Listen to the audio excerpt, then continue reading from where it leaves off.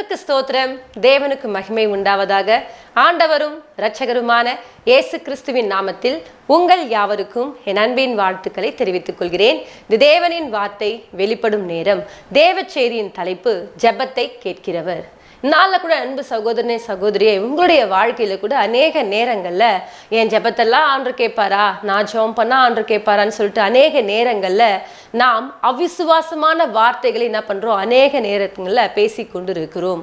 தேவன் நம்முடைய ஜெபங்களை கேட்கக்கூடியவராக இருக்கிறார். நான் பாவம் செஞ்சுட்டேங்க, நான் சரியா சபைக்கே போறது இல்லைங்க, நான் சரியா வேதத்தை வாசிக்கிறது இல்லைங்க, நான் தேவனுக்கு பிரியமில்லாத காரியங்கள் செய்து கொண்டிருக்கிறேங்க, நான்லாம் ஜெபம் பண்ணா ஆண்டவர் என் ஜெபத்தெல்லாம் கேட்பாரான்னு சொல்லிட்டு அநேக நேரங்கள்ல நாம என்ன பண்றோம்னு சொன்னா, நிதானித்து கொண்டு நான் ஜெபம் பண்ண ஆண்டவர் கேட்க மாட்டாருன்னு சொல்லிட்டு என்ன பண்றோம், அநேக நேரங்கள்ல ஜெபிப்பதை நாம் என்ன பண்றோம், விட்டு விடுகிறோம். பிசாசானவன் அநேக நேரங்கள்ல நம்மள என்ன பண்றோம்னா, பரிசுத்தம் இல்லாதவர்கள் என்பதை காண்பித்துட்டு என்ன பண்றான்னு சொன்னா, நம்மை ஜெபிக்க விடாதபடிக்கு, தேவனோடு நெருங்க விடாதபடிக்கு என்ன பண்றான், அநேக நேரங்கள்ல இப்படிப்பட்ட காரியங்களை உணர்த்திட்டு நம்மள என்ன பண்றான், தேவனோடு நெருங்க விடாதபடிக்கு தடை செய்து கொண்டிருக்கிறான். நீங்க என்ன விதமான தவறுகள் செய்தாலும், என்ன விதமான பாவங்கள் செய்தாலும், ஆண்டவருடைய வார்த்தை சொல்லு, தன் பாவங்களை மறைக்கிறவன் வாழ்வடைய மாட்டான், அவைகளை அறிக்கை செய்து விட்டு விடுகிறவனோ இரக்கம் பெறுவான் என்று சொன்னது போல, நீங்கள் உங்களுடைய பாவங்களை என்ன பண்ணும், முதலாவதாக தேவ சமூகத்தில் அறிக்கை செய்ய வேண்டும்.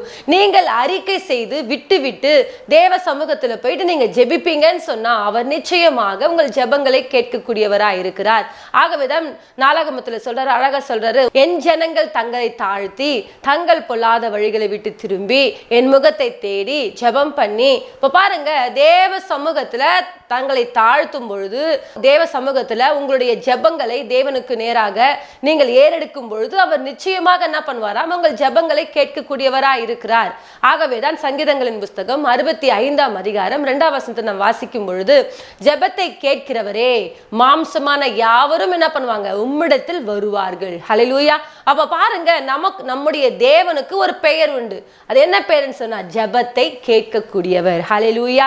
இன்றைக்கு நம்முடைய தேவன் நம்முடைய ஜெபங்களை என்ன பண்ணுவாராம், கேட்கக்கூடியவராய் இருக்கிறார். அநேக நேரங்கள்ல நாம என்ன பண்றோம், நான் ஜெபம் பண்ணா ஆண்டவர் கேட்க மாட்டார், அப்போ அந்த பாஸ்டருக்கு ஃபோன் பண்ணலாமா, இந்த பாஸ்டருக்கு ஃபோன் பண்ணலாமா, இவங்க ஜெபம் பண்ணா எனக்கு அற்புதம் நடக்கும், அவங்க ஜெபம் பண்ணா எனக்கு அற்புதம் நடக்கும்னு சொல்லிட்டு அநேக நேரங்கள்ல நாம் ஜெபிப்பதற்காக ஒரு மனுஷன் என்ன பண்றோம், தேடிக்கொண்டிருக்கோம். அப்படி இருக்காதபடிக்கு நீங்களே என்ன பண்ணலாம், தேவனை நோக்கி ஜெபம் பண்ணலாம். ஹல்லேலூயா. அவர் உங்களுக்கும் தகப்பனா இருக்கிறார், உங்களுக்கும் அவர் எல்லாவற்றையும் செய்யக்கூடியவராக இருக்கிறார். ஆகவே அன்பு சகோதரனே சகோதரி, இந்த வார்த்தைகளை கேட்டுக்கொண்டிருக்கிற உங்களுடைய வாழ்க்கையில கூட நம்முடைய தேவனுக்கு ஒரு பெயர் உண்டு. அது என்ன பெயர்னு சொன்னா, ஜெபத்தை கேட்கிறவர். ஆகவேதான் கீழ் வரிகளை சொல்லும்போது சொல்றாரு, மாம்சமான யாவரும் உம்மிடத்தில் வருவார்கள். ஹல்லேலூயா. அப்ப பாருங்க, நாம எல்லாம் என்ன பண்ணுமா, அவரிடத்துல போய் என்ன பண்ணும், ஜெபிக்க வேண்டும். நம்ம என்ன விதமான காரியங்களை குறைவுபட்டிருந்தாலும், என்ன விதமான பாவங்களை நாம் தேவனுக்கு விரோதமான காரியங்கள் செய்திருந்தாலும், நாம் தேவ சமூகத்துல போய் மன்னிப்பு கேட்டு தேவ சமூகத்துல நாம் ஜெபிப்போம் என்று சொன்னால், அவர் நம்முடைய ஜெபங்களை கேட்கக்கூடியவராய் இருக்கிறார். ஹல்லேலூயா. பாருங்க, லூக்காவின் புஸ்தகம் 18ஆம் அதிகாரத்தில் நீங்கள் வாசிக்கும் பொழுது அங்க ஒரு சம்பவம் எழுதப்பட்டிருக்கும். அங்க என்னன்னு சொன்னா, பரிசேயன் ஆயக்காரன். இப்ப பாருங்க, 2 பேர் இருக்கிறாங்க. பரிசேயன் என்ன பண்றான், ஆண்டவரே நான் வாரத்துல 3 தடவை உபவாசம் போடுறேன், தசமபாகங்கள்லாம் கரெக்டா கொடுக்குறேன், நான் சபைக்கு கரெக்டா போறேன், என்ன காரியங்கள் நான் குறைவில்லாம நான் அந்த ஆயக்காரனை போல என்ன பண்ணல, இப்படிப்பட்ட பாவங்கள்லாம் செய்யறது இல்லை, நான் பரிசுத்தமா இருக்கிறேன்னு சொல்லிட்டு என்ன பண்றான், ஒருத்தர் என்ன பண்றான், பெருமையா ஜெபம் பண்றான். இன்னொருத்தர் என்ன பண்றாருன்னா, ஆயக்காரர் தூரத்திலே நின்று தன் கண்களை வானத்துக்கும் ஏறெடுக்க துணியாமல் கர்த்தரை நோக்கி என்ன பண்றாரு, ஒரு ஜெபத்தை ஏறெடுக்கிறார். ஆண்டவரே பாவியாக என் மேல என்ன பண்ணுங்க, கிருபையா இறங்கும். ஹல்லேலூயா. அப்ப பாருங்க, தேவன் யாருடைய ஜெபத்தை கேட்கக்கூடியவரா இருக்கிறார் என்று சொன்னால், யார் ஒருத்தர் நான் தேவ சமூகத்துல போய் என்னை தாழ்த்து நான் ஜெபம் பண்ணுவேன் என்று சொன்னால், ஆண்டவர் என் ஜெபத்தை கேட்பார் என்று சொல்லி, என்னுடைய ஜெபத்தையும் கர்த்தர் கேட்பார் என்ற அந்த நம்பிக்கை விசுவாசத்தோடு யார் ஒருத்தர் ஜெபம் பண்றீங்களோ, அந்த ஜெபத்தை தேவன் கேட்கக்கூடியவரா இருக்கிறார். ஹல்லேலூயா. இந்த வார்த்தைகளை கேட்டுக்கொண்டிருக்கிற உங்களுடைய வாழ்க்கையில கூட ஒருவேளை நீங்க ஜெபமே பண்ணாம பண்ணாம இருக்கிறீங்களா? இன்றையிலிருந்து ஒரு தீர்மானம் பண்ணிக்கொள்ளுங்கள். அன்றைக்கு பாவியாகிய அந்த ஆயக்காரனுடைய ஜெபத்தை கூட கர்த்தர் கேட்பார் என்று சொன்னால் நம்முடைய ஜெபங்களையும் கர்த்தர் கேட்கக்கூடியவராய் இருக்கிறார். நீங்கள் எந்த சூழ்நிலையில இருந்தாலும் தேவன் நிச்சயமாக உங்கள் ஜெபத்திற்கு பதில் கொடுக்க அவர் வல்லவராய் இருக்கிறார். அவர் சொல்றாரு, மாம்சமான யாவரும் என்ன பண்ணுவாங்க? உன்னிடத்தில் வருவார்கள். ஹல்லேலூயா. பாருங்க, நம்முடைய தேவன் ஜெபத்தை கேட்கக்கூடியவர். ஆகவே நாம் எல்லாரும் யார்கிட்ட போய் ஜெபத்தை பண்ணணும்னு சொன்னா தேவனிடத்துல ஜெபிக்க வேண்டும். தேவ சமூகத்துல போயிட்டு நம்முடைய பிரச்சனைகளை முறையிட வேண்டும். நம்முடைய வாழ்க்கையில என்ன விதமான குறைவுகள் வந்தாலும், என்ன விதமான பிரச்சனைகள் வந்தாலும், என்ன விதமான போராட்டங்கள் வந்தாலும் நீங்கள் உடனே தேவ சமூகத்துல அவைகளை தெரியப்படுத்தக்கூடியவர்களாய் இருக்க வேண்டும். ஆகவேதான் யோனாவின் புஸ்தகம் 2ஆம் அதிகாரத்துல 1ஆம் வசனம் 2ஆம் வசனத்தை நீங்கள் வாசிக்கும் பொழுது, அந்த மீனின் வயிற்றிலிருந்து யோனா தன் தேவனாகிய கர்த்தரை நோக்கி விண்ணப்பம் பண்ணி, என் நெருக்கத்திலே நான் கர்த்தரை நோக்கி கூப்பிட்டேன், அவர் எனக்கு உத்தரவு அருளினார், நான் பாதாளத்தின் வயிற்றிலிருந்து கூக்குரலிட்டேன், நீ என் சத்தத்தை கேட்டீர். ஹல்லேலூயா. இங்க ரொம்ப அழகா யோனா கிட்ட ஆண்டவர் சொல்றாரு, எப்பா நீ நினிவேக்கு போய் என்ன பண்ணு, என்னுடைய வார்த்தைகளை போய் சொல்லு. அவங்க ஜனங்கள் என்ன பண்றாங்க? கீழ்ப்படியாம தன் இஷ்ட போன போக்குல போறாங்க. அந்த தேசத்தை நான் என்ன பண்ண போறேன், அந்த பட்டணத்தை நான் என்ன பண்ண போறேன், அழிக்க போறேன்னு சொல்றாரு. இவர் என்ன பண்றாரு? அவங்க பாவம் செஞ்சுட்டாங்க, அதனால அவங்க அழிஞ்சுதான் ஆகணும்னு சொல்லிட்டு என்ன பண்றாரு? நினிவேக்கு போகாதபடிக்கு இவர் என்ன பண்றாரு? தர்ஷீஷுக்கு போறாரு. அங்க என்ன பண்றாரு? கப்பல்ல என்ன பண்றாரு? அங்க இருந்து எல்லா ஜனங்களும் தூக்கி கீழே போடுறாங்க. அங்க தண்ணியில போடும்போது அங்க என்ன பண்ணுது? ஒரு மீன் அந்த யோனாவை என்ன பண்ணு விழுங்குது. அந்த சமுத்திரத்தின் ஆழத்திலிருந்து பாருங்க, சமுத்திரத்தின் ஆழத்துல ஏராளமான மீன்கள் உண்டு, ஏராளமான மீன்கள் இருக்கு. அந்த சமுத்திரத்தின் ஆழத்துல ஏதோ ஒரு மீன் யோனாவை விழுங்கி இருக்கு. அந்த யோனாவுடைய சத்தத்தை தேவன் கேட்கக்கூடியவராய் இருக்கிறார். ஹல்லேலூயா. பாருங்க, யோனா தேவன் சொன்ன வார்த்தைக்கு என்ன பண்றாரு? மீறி நடக்கிறாரு. ஆனா கூட பாருங்க, யோனாவுடைய ஜெபத்தை கர்த்தர் கேட்கிறார். ரொம்ப அழகா யோனா சொல்றாரு, அந்த மீனின் வயிற்றிலிருந்து யோனா தன் தேவனாகிய கர்த்தரை நோக்கி என்ன பண்றாராம்? விண்ணப்பம் பண்ணினார். அந்த மீனின் வயிற்றிலிருந்து, அந்த நாற்றத்துக்குள்ள இருந்து, அந்த இருளான வாழ்க்கையிலிருந்து யோனா கர்த்தரை நோக்கி கூப்பிடுறார். ஆண்டவரே, என்னை ஒரு விசையாய் மன்னிங்கப்பா, எனக்கு ஒரு விசையாய் இரக்கம் செய்யுங்கப்பா, இந்த ஆண்டவரே வாழ்க்கையிலிருந்து எனக்கு ஒரு விடுதலை கொடுங்கப்பான்னு சொல்லிட்டு யோனா தேவனை நோக்கி விண்ணப்பம் பண்ணும் பொழுது யோனாவுடைய விண்ணப்பத்தை கர்த்தர் கேட்கக்கூடியவராய் இருந்தார். ஹல்லேலூயா. 2ஆம் வசனத்துல, என் நெருக்கத்துல நான் கர்த்தரை நோக்கி கூப்பிட்டேன், அவர் எனக்கு உத்தரவு அருளினார். இந்த பாதாளத்தின் வயிற்றிலிருந்து கர்த்தர் என்ன பண்ணிட்டாரு? எனக்கு ஒரு விடுதலை கொடுத்தார் என்று சொல்லி யோனா அழகாய் தேவனை நோக்கி ஒரு விண்ணப்பம் பண்றாரு. ஹல்லேலூயா. இன்றைக்கு கூட இந்த வார்த்தைகளை கேட்டுக்கொண்டிருக்கிற அன்பு தேவஜனமே, உங்களுடைய வாழ்க்கையில கூட நீங்க என்ன விதமான நெருக்கத்தில் இருக்கிறீங்க, என்ன விதமான பாவத்துல நீங்கள் வாழ்ந்து கொண்டிருக்கிறீங்க, என்னால இந்த இல்லாத வாழ்க்கையிலிருந்து வெளியவே வர முடியலங்க, இதுல இருந்து எனக்கு ஒரு விடுதலையே இல்லையான்னு சொல்லிட்டு ஏக்கத்தோடு கூட காணப்படுறீங்களா? ஒருவேளை ஜெபிக்க முடியாம இருக்கிறீங்களா? ஒருவேளை தேவனுடைய சமூகத்தில் நெருங்க முடியாம காணப்படுறீங்களா? அன்றைக்கு யோனா பாதாளத்தின் வயிற்றில் இருக்கிறது போல என்ன பண்றாரு? அப்படிப்பட்ட நாற்றம் எடுத்த ஒரு வாழ்க்கைக்குள்ள இருக்கும் பொழுதுதான் அங்கிருந்து நான் கர்த்தரை நோக்கி கூப்பிடுறாரு. ஹல்லேலூயா. அவருடைய சத்தத்தையே தேவன் கேட்பார் என்று சொன்னால், அந்த சமுத்திரத்துல பாருங்க எத்தனையோ மில்லியன் கணக்கான மீன்கள் இருந்திருக்கலாம். அத்தனை மீன்களுக்கு மத்தியில ஒரு மீன், யோனாவை விழுங்கின மீனை கர்த்தர் அப்படியே பார்க்கக்கூடியவராய் இருந்தார். ஹல்லேலூயா. இப்ப பாருங்க, நம்முடைய தேவன் நம்முடைய ஜெபத்தை கேட்கக்கூடியவராய் இருக்கிறார். நீங்கள் எந்த இடத்துல இருக்கிறீங்கன்றது கர்த்தர் பார்க்கிறது இல்ல, நீங்க என்ன விதமான சூழ்நிலைகள்ல இருக்கிறீங்க, நீங்க எப்படிப்பட்ட பிரச்சனைகளை போராடி கொண்டிருக்கிறீங்க, அந்த இடத்துல இருந்து கர்த்தரை நோக்கி கூப்பிடுவீங்களான்னு சொல்லிட்டு கர்த்தர் பார்த்து கொண்டிருக்கிறார். அன்றைக்கு பாருங்க, தாவீது ரொம்ப அழகா சொல்றாரு, ஆபத்து காலத்தில் என்னை நோக்கி கூப்பிடு, நான் உன்னை விடுவிப்பேன், நீ என்னை மகிமைப்படுத்துவாய். அப்போ தேவனை நாம எப்பொழுது கூப்பிட வேண்டும் என்று சொன்னால், ஆபத்துக்கள் வாழ்க்கையில வரும் பொழுது, உங்களுடைய வாழ்க்கையில பிரச்சனைகள் வரும் பொழுது, போராட்டங்கள் வரும் பொழுது, நிந்தைகள் வரும் பொழுது, அவமானங்கள் உங்கள் வாழ்க்கையில சூழ்ந்து கொண்டிருக்கும் பொழுது நீங்கள் தேவனை நோக்கி கூப்பிடுவீர்கள் என்று சொன்னால் அவர் நிச்சயமாக உங்களுக்கு பதில் கொடுக்க அவர் வல்லவராய் இருக்கிறார். இந்த நாள்ல கூட இந்த வார்த்தைகளை கேட்டுக்கொண்டிருக்கிற தேவஜனமே,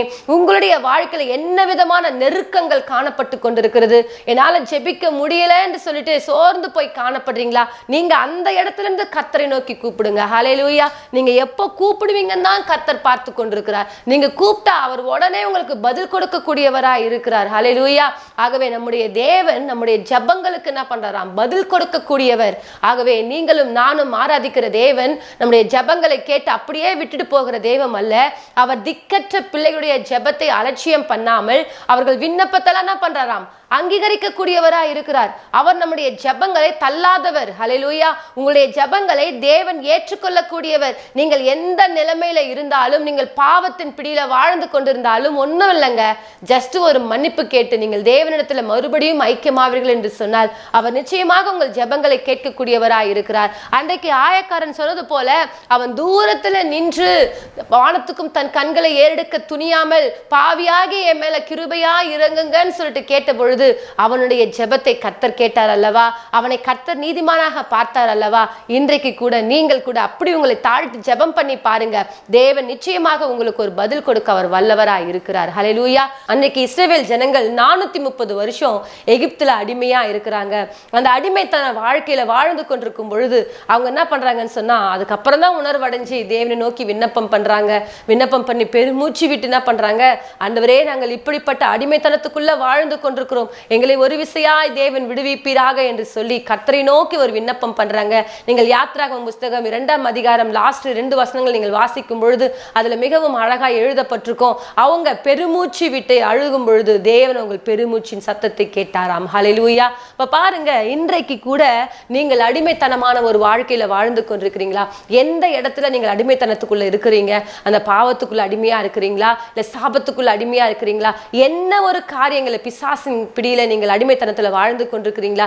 எழும்ப முடியாதபடிக்கு ஒரு சூழ்நிலையில இருக்கிறீங்களா? நீங்கள் அதே இடத்துல இருந்து கர்த்தரை நோக்கி கூப்பிட்டு பாருங்க, அவர் நிச்சயமாக உங்களுக்கு பதில் கொடுக்க வல்லவராய் இருக்கிறார். என் அன்பு தேவச்சனமே, சோர்ந்து போகாதீங்க. நம்முடைய தேவன் நம்முடைய ஜெபங்களை கேட்கக்கூடியவர். உங்களுடைய ஜெபத்தை தேவன் அதிகமாய் விரும்பி கொண்டிருக்கிறார். நீங்கள் எப்பொழுது கர்த்தரை நோக்கி கூப்பிடுவீங்கன்னு சொல்லிட்டு அவர் ஆர்வமாய் காத்து கொண்டிருக்கிறார். ஆகவே அந்த தெய்வத்தை நீங்கள் நோக்கி பார்க்கும் பொழுது அவர் நிச்சயமாக உங்களுக்கு பதில் கொடுத்து உங்களை ஆசீர்வதித்து உங்களை கனப்படுத்த தேவன் வல்லவராய் இருக்கிறார். ஆகவேதான் தாவீது சொல்றாரு, எண்ணிக்கைக்கு அடங்காத தீமைகள் மாத்திரமல்ல, தலை மயிரிலும் அதிகமான பிரச்சனைகள் என்ன பஞ்சான் தாவீதுடைய வாழ்க்கையில சூழ்ந்து கொண்டிருந்த பொழுதும் தாவீது தேவனை நோக்கி விண்ணப்பம் பண்ணி கொண்டிருக்கிறார். ஹல்லேலூயா. ஒரு நாளில் 7 தடவை அவரை துதித்துக் கொண்டிருந்தார். அவருடைய வாயில எப்பொழுதும் கர்த்தரை ஸ்தோத்தரிப்பதும் துதிப்பதுமே அவருடைய வாயில இருந்தது. ஹல்லேலூயா. அதே போல இன்றைக்கு கூட பாருங்க, உங்களுடைய வாழ்க்கையில என்ன விதமான பிரச்சனைகள், என்ன விதமான போராட்டங்கள், என்ன விதமான நிந்தைகள், என்ன விதமான அவமானங்கள் உங்கள் வாழ்க்கையில சூழ்ந்து கொண்டிருந்தாலும் நீங்கள் தேவனை நோக்கி விண்ணப்பம் பண்ணுவீர்கள் என்று சொன்னால் அவர் நிச்சயமாக உங்கள் ஜெபங்களை கேட்க வல்லவராய் இருக்கிறார். ஹல்லேலூயா. பாருங்க, ஒரு விதவை என்ன பண்றாங்க, போயிட்டு அநீதியுள்ள நியாயாதிபதிகிட்ட போயிட்டு என்ன பண்றாங்க, சொல்றாங்க, எனக்கு என்ன பண்ணுங்க, என் அயல் வீட்டுக்காரன் ஒரே பிரச்சனை பண்றான், அவங்க கிட்ட இருந்து என்ன பண்ணுங்க, எனக்கு ஒரு தீர்ப்பு செய்யுங்கன்னு சொல்லிட்டு கேட்கிறாங்க. பாருங்க, அவங்க சோர்ந்து போகாமல் தொடர்ந்து போயிட்டு தன்னுடைய விண்ணப்பத்தை வைத்து அந்த அநீதியுள்ள நியாயாதிபதியே அந்த மகளுக்கு ஒரு இரக்கம் செய்ய கூடுமானால் நீங்கள் கூட தேவ சமூகத்தில் சோர்ந்து போகாமல் தொடர்ந்து ஜெபிப்பீர்கள் என்று சொன்னால் நிச்சயமாக தேவன் உங்கள் ஜெபத்தை கேட்க வல்லவராய் இருக்கிறார். ஆகவே அன்பு தேவச்சனமே, சோர்ந்து போகாதீங்க. நமக்கு ஒரு தகப்பன் இருக்கிறார். நீங்களும் நானும் ஆராதிக்கிற தேவன் அவர் கல்லோ மண்ணோ மரமோ அல்ல, அவர் ஜீவனுள்ள தேவன். ஹல்லேலூயா. அவர் இன்றைக்கும் ஜீவிக்கக்கூடியவராய் இருக்கிறார். அவர் நம்முடைய ஜெபத்தை கேட்கக்கூடியவராய் இருக்கிறார். ஆகவேதான் மாம்சமான யாவரும் உம்மிடத்தில் வருவார்கள். ஹல்லேலூயா. ஆகவே நாம் யாரிடத்துல போகணும்னு சொன்னா ஆண்டவரிடத்துல போனோங்க. ஹல்லேலூயா. அவர்கிட்ட போயிட்டு உங்கள் விண்ணப்பங்களை தெரிவிப்பீங்கன்னு சொன்னா அவர் நிச்சயமாக உங்கள் பதில் கொடுக்க வல்லவராய் இருக்கிறார். அவர் ஒருபோதும் உங்கள் ஜெபத்தை தள்ளக்கூடிய தேவன் அல்ல. அவர் ஒருபோதும் நான் உன் ஜெபத்தை கேட்க மாட்டேன்னு சொல்லக்கூடிய தேவன் அல்ல. அவர் நம்முடைய ஜெபங்களை கேட்கக்கூடியவர். அவர் நமக்கு பதில் செய்யக்கூடியவர். அவர் நம்மோடு கூடவே இருக்கக்கூடியவர். நம்மோடு கூட இருந்து நம்மை விடுவிக்கக்கூடியவராய் இருக்கிறார். ஆகவே இந்த நாள்ல இந்த வார்த்தைகளை கேட்டுக்கொண்டிருக்கிற உங்களுடைய வாழ்க்கையில கூட தேவன் நிச்சயமாக உங்கள் ஜெபத்தை கேட்க வல்லவரா இருக்கிறார். சபையில பாருங்க, எத்தனையோ பேரு சபையில எவ்வளவு பாவங்கள் செய்திருந்தாலும் வந்து ஆண்டவருடைய சமூகத்துல மன்னிப்பு கேட்டு அவங்க ஜெபிக்கும் பொழுது அவங்க ஜெபங்களுக்கெல்லாம் கர்த்தர் கேட்டு கொண்டிருக்கிறார். அதே போல இன்றைக்கு கூட இந்த நிகழ்ச்சியை பார்த்து கொண்டிருக்கிற நீங்கள் எந்த நிலைமையில இருந்தாலும், பாவத்தில் இருக்கிறீங்களா, சாபத்தில் இருக்கிறீங்களா, பிசாசின் பிடியில் இருக்கிறீங்களா, வியாதியோடு கூட இருக்கிறீங்களா, ஜெபிக்க முடியாதபடிக்கு எழும்ப முடியாதபடிக்கு இருக்கிறீங்களா, நீங்க எந்த சூழ்நிலையில் இருந்தாலும் அந்த சூழ்நிலையில கர்த்தரை நோக்கி பாருங்க. நிச்சயமாக தேவன் உங்களுக்கு பதில் கொடுத்து உங்களை ஆசீர்வதித்து தேவன் உங்களை உயர்த்த வல்லவராய் இருக்கிறார். நம் யாவரும் ஒரு சிறிய ஜெபத்தை ஏறெடுப்போம். மகா இரக்கமும் கிருபை நிறைந்த எங்கள் அன்பின் தகப்பனே, இந்த நாளுக்காய் ஸ்தோத்திரம். இந்த நாள்ல கூட ஆண்டவரே, ஜெபத்தை கேட்கிறவரே மாம்சமான யாவரும் இடத்துல வருவார்கள் என்று சொன்னது போல இன்றைக்கு கூட ஆண்டவரே, ஜெபத்தை கேட்டுக்கொண்டிருக்கிற தேவன் யாரெல்லாம் என்ன விதமான சூழ்நிலையில கர்த்தரை நோக்கி ஜெபம் பண்றாங்களோ அந்த ஜெபங்கள் எல்லாவற்றையுமே கர்த்தர் கேட்டு கேட்டு இந்த பிள்ளைகளுக்கு தேவன் பதில் கொடுக்க போவதற்காய் ஸ்தோத்திரம். தேவ கரமானது இந்த பிள்ளைகளோடு இருந்து வழிநடத்தட்டும் ராஜா. ஆண்டவரே, நான் பாவத்தில் இருக்கிறேன், சாபத்தில் இருக்கிறேன், பிசாசின் பிடியில் இருக்கிறேன், என் ஜெபத்தெல்லாம் கர்த்தர் கேட்பாரா என்று சொல்லி ஏங்காதபடிக்கு அந்த பிள்ளையுடைய ஜெபங்களையும் நீர் கேட்பீர் என்பதை பிள்ளைகளுக்கு விளங்கிக் கொள்ளும்படிக்கு கிருபை தருவீராக. தேவ கரம் உடைய பிள்ளைகளோடு கூட இருக்கட்டும். ஆவியானவரை வழிநடத்தும். இயேசுவின் மூலமாய் ஜெபிக்கிறோம் நல்ல பிதாவே, ஆமென். கர்த்தர் தாமே உங்களை ஆசீர்வதிப்பாராக. God bless you.